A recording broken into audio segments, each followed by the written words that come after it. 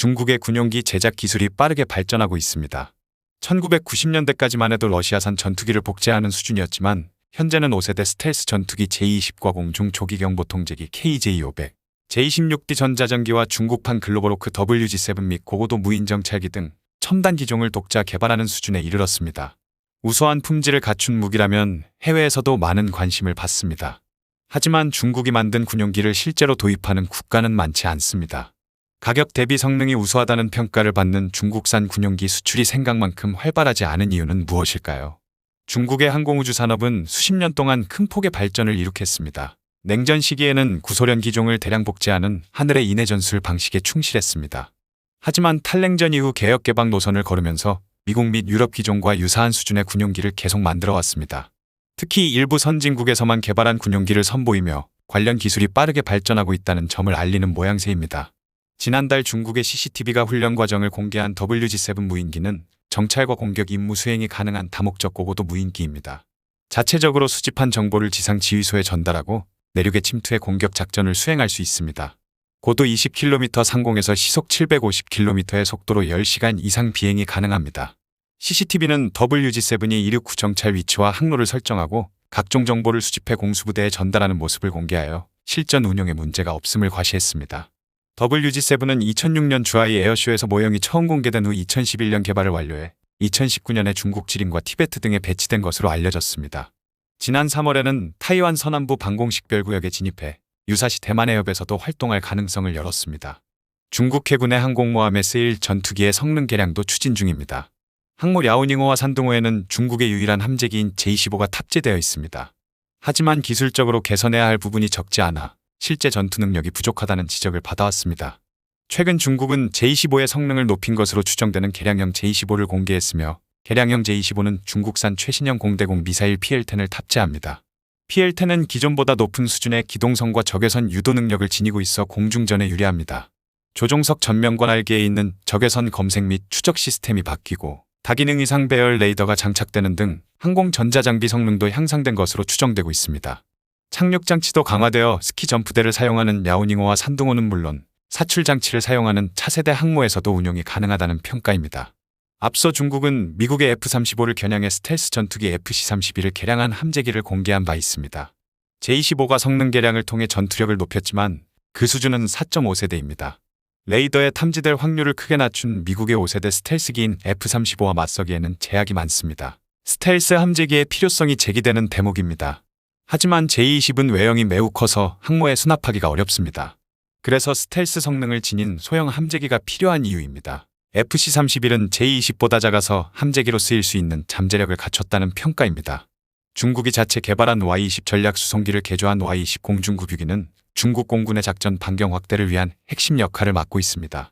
중국 공군은 대만 해협과 남중국해를 작전 지역에 포함하고 있으나 항속거리의 한계로 작전에 제약이 있었습니다. 하지만 중국산 공중급유기를 확보하면서 이 같은 문제도 해소될 전망입니다. 대만 국방부도 중국의 Y-20 전략 수송기의 존재를 확인했습니다. 대만 국방부는 지난 11월 28일에 방공식별구역에 27대의 중국 공군기가 침투했다고 발표한 자료에서 Y-20의 공중급유기 버전이 포함되어 있다고 밝혀 주목을 받았습니다. 중국이 개발한 Y-20은 미국의 C-17에 버금가는 대형 수송기로 최대 66톤의 화물을 운반할 수 있는 것으로 알려졌으나 대만 국방부가 발표하기 전까지 Y-20의 공중급유기 버전이 존재하는지는 확인되지 않았었습니다. 다만 중국의 글로벌 타임스는 대만 국방부의 발표를 인용하며 Y-20 기반의 공중급유기가 최근 해상에서 공중급유 기능을 시험했다라고 밝히며 여유 공간이 많은 Y-20의 기체는 많은 변화를 만들어내는 데 도움이 된다고 보도해 사실상 지난 11월 28일에 대만 국방부가 밝힌 중국 항공기의 방공식별구역 진입에 Y-20 공중급유기 버전에 있었다는 것을 확인해 주었습니다. 이에 따라 중국 공군이 보유 중인 공중급유기에서 우크라이나에서 도입한 공중급유기는 H-78MP와 HY-6뿐이며 비교적 대형인 H-78MP는 3기밖에 없으며 폭격기 H-6에서 파생된 HY-6 시리즈는 운반할 수 있는 연료량이 적은 것이 걸림돌로 꼽히고 있습니다. Y-20 기반의 공중급유기 버전은 중국 공군의 장거리 작전 능력을 현격히 향상시킬 수도 있어 중국 공군이 일본 오키나와 필리핀 물라카 해협을 연결하는 제1도련선을 넘어 괌 사이판 파푸아뉴기니 그네를 연결하는 제2도련선에 진출하는 것도 가능해질 전망입니다. 이는 중국이 대만을 침공할 때 미국의 지원을 먼 거리에서 차단하는 능력을 갖추게 된다는 의미입니다. 다양한 작전에 투입할 수 있는 전투기나 무인기를 제작한다는 것은 그만큼 항공우주기술 수준과 경제력이 높다는 의미입니다. 이들 기종을 도입한 국가와 전략적 관계를 맺고 외교 및 군사적으로 후원할 능력도 갖췄다는 증거가 될 수 있습니다.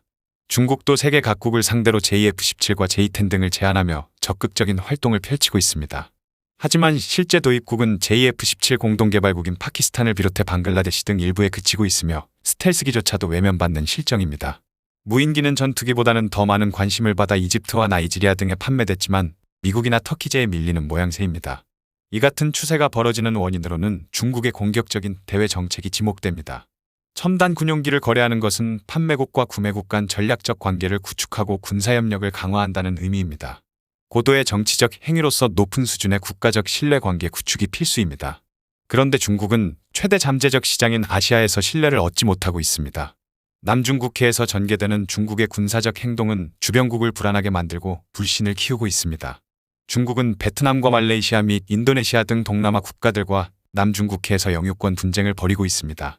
지난 6월에는 중국 공군기 16대가 보르네오섬 코타키나발루 비행정보구역에 진입했습니다. 말레이시아 측은 코타키나발루 비행정보구역 항공교통관제소에 연락하라고 요청했으나 중국 공군기는 따르지 않았습니다. 중국 해안경비대와 해군은 2016년에서 2019년 사이에 89차례에 걸쳐 말레이시아의 영해를 침범했습니다. 뿐만 아니라 중국은 남중국해 나투나 제도를 둘러싸고 인도네시아와 분쟁을 벌이고 있으며 스프라틀리 군도를 놓고도 베트남 및 필리핀 등과 분쟁을 벌이고 있습니다.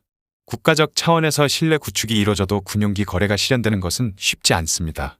하지만 중국은 주변국과 신뢰 대신 갈등을 부추기고 있어 동남아 국가들이 중국산 군용기 도입에 회의적인 이유입니다. 실제로 말레이시아는 쿠웨이트에서 쓰던 미국산 FA-28 전투기 33대 도입을 추진하고 있습니다. 인도네시아는 미국산 F-15EX나 프랑스산 라팔 전투기 구매를 고려 중에 있습니다. 세계에서 가장 큰 무기 시장 중 하나인 인도는 중국과 국경 분쟁을 벌이고 있습니다. 인도태평양 지역에서 중국 군용기를 살 만큼 중국을 신뢰하는 나라는 찾기 힘들 것입니다.